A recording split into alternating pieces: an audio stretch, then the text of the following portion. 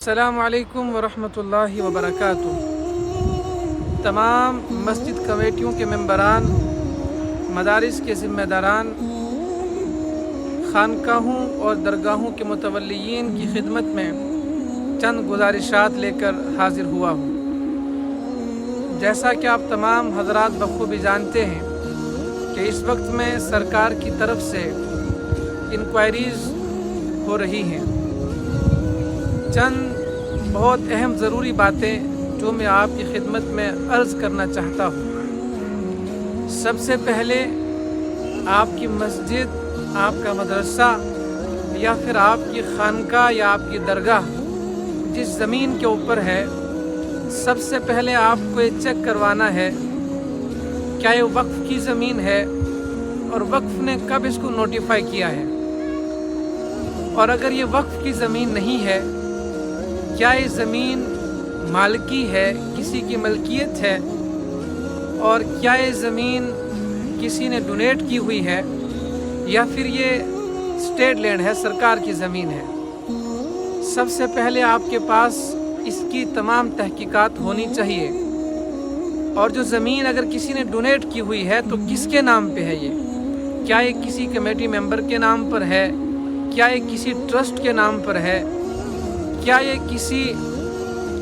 فرد واحد کے نام پر ہے؟ اس کے بارے میں آپ کے پاس خسرہ نمبر ہونا چاہیے زمین کا،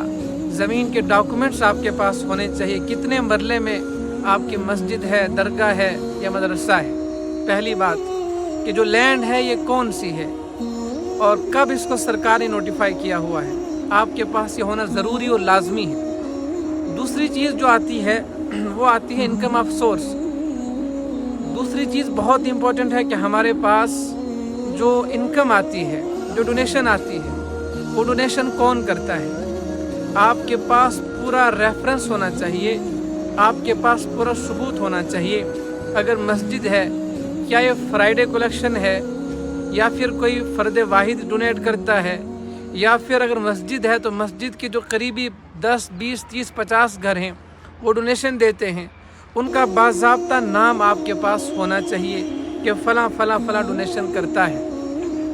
اگر مدرسہ ہے تو اسی طرح مدرسے والوں کے پاس بھی یہ تمام ڈاکومنٹس ہونا چاہیے کہ ہمیں جو ڈونیشن آ رہی ہے کہاں سے آ رہی ہے، کون کتنا کر رہا ہے، کیسے کر رہا ہے، اکاؤنٹ کے ذریعے کر رہا ہے تو بینک کی سلپ آپ کے پاس ہو، آن لائن ہو رہا ہے تو اسکرین شاٹ آپ کے پاس ہو، اور باضابطہ منتھلی اور سال وائز آپ کے پاس کیش بک ہونی چاہیے۔ جیسے 2021 کی الگ کیش بک ہو، منتھلی کیش بک ہو، اور پورا مینٹین ہو کہ منتھلی اتنا میرے پاس آیا اور اتنا میں نے خرچ کیا اور کہاں کہاں خرچ کیا، جہاں جہاں خرچ ہوا،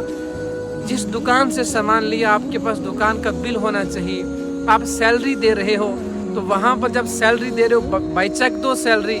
یا پھر آپ اگر ایسے کیش دے رہے ہو تو جس کو سیلری دے رہے ہو اس کے دستخط آپ کے پاس ہونے چاہیے کہ اس منتھ کو اتنی سیلری اس کو گئی ہے۔ اور درگاہیں یا پھر خانقاہیں، خاص طور پہ درگاہیں جو ہیں، وہاں پر جتنی ڈونیشن آتی ہے باکس کے ذریعے یا پھر ایسے آتی ہے تو ان کے پاس باضابطہ لکھت پڑھت ہونی چاہیے، کیش بک کے ذریعے ہونی چاہیے۔ اور الحمدللہ جہاں پر وقف